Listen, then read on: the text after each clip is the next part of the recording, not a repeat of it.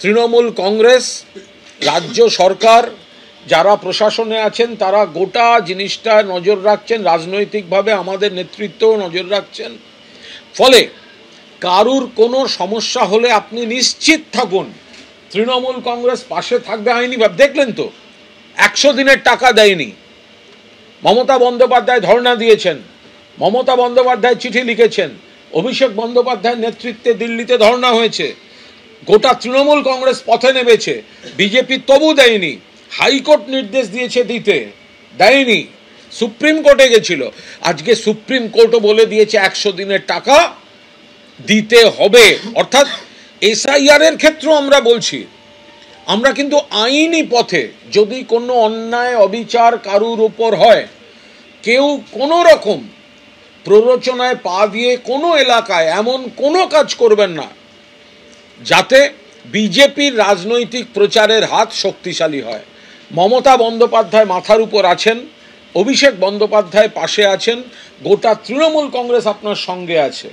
ফলে আমরা আজ জাতীয় নির্বাচন কমিশনের মুখ্য নির্বাচন কমিশনারের যে বক্তব্য শুনেছি, তার অনেকটা কিছু আরও আলোচনা, আরও খতিয়ে দেখার যে অবকাশ আছে, সেগুলো আমাদের নেতৃত্ব আইনসম্মত সমস্ত দিক দেখে সেগুলো খতিয়ে দেখছেন।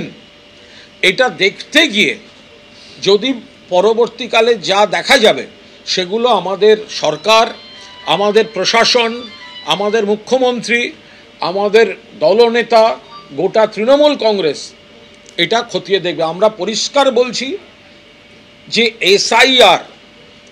এসআইআরে একজন জেনুইন ভোটারকে আমরা বাদ যেতে দেব না।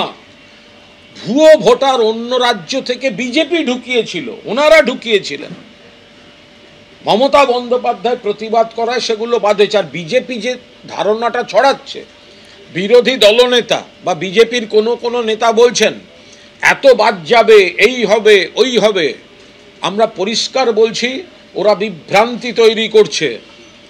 দেখা যাবে, আমরা বারবার বলছি মতুয়া সম্প্রদায় আপনারা বিজেপির প্ররোচনায় পা দেবেন না। এরম না হয় আপনাদের অনেকের ওপরই এই এসআইআর নেমে না আসে, যে কারণে ওনাদের এক নেতাকে আগে থেকে বলতে হচ্ছে এসআইআরে যদি বাদ যান তাহলে আমরা ক্যাম্প করে ঢোকাবো। বাদ যান মানে জেনুইন ভোটার বাদ যাবেন কেন? জেনুইন ভোটার বাদ যাবেন কেন? ওরা যে বলছে 1 লাখ ভোটার বাদ যাবে, আমরা ভোটে জিতে যাব, লিখে রেখে দিন।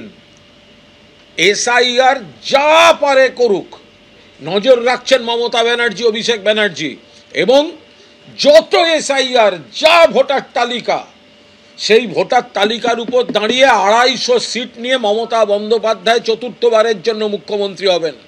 কিন্তু ওরা রাজনৈতিক দৃষ্টিভঙ্গিতে অস্থিরতা তৈরির জন্য উদ্দেশ্য প্রণোদিত প্ররোচনামূলক ক্যাম্পেন করছে। এই ক্যাম্পেনে আপনি উত্তেজিত হবেন না। ধরা যাক কোনো এলাকায় কোনো মানুষের নাম এসআইআর থেকে বাদ যাচ্ছে, জেনুইন ভোটার, তাকে বলা হচ্ছে বাবার অমুক নিয়ে এসো, তাকে বলা হচ্ছে মায়ের অমুক নিয়ে এসো, ধরা যাক বাদ যাচ্ছে, তারপরেও আমরা আপনাদের পরিষ্কারভাবে আবেদন করছি মমতা বন্দ্যোপাধ্যায়, অভিষেক বন্দ্যোপাধ্যায়ের উপর আস্থা রাখুন। বিজেপি যেটা চাইছে যে ন্যায্য ভোটারকে বাদ দিয়ে প্ররোচনা দাও যাতে তারা একটু ক্ষুব্ধ হয়ে বহিঃপ্রকাশ করবেন না। আপনি যদি জেনুইন ভোটার হন, কারুর ক্ষমতা নেই আপনাকে এই ভোটার তালিকা থেকে বাদ দেওয়ার।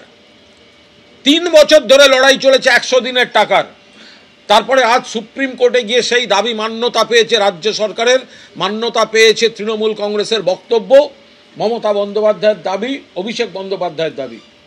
ফলে এসআইআর নিয়ে যা হবে সাংবিধানিক আইনি পথে তৃণমূল কংগ্রেস আপনাদের পাশে আছে এবং থাকবে।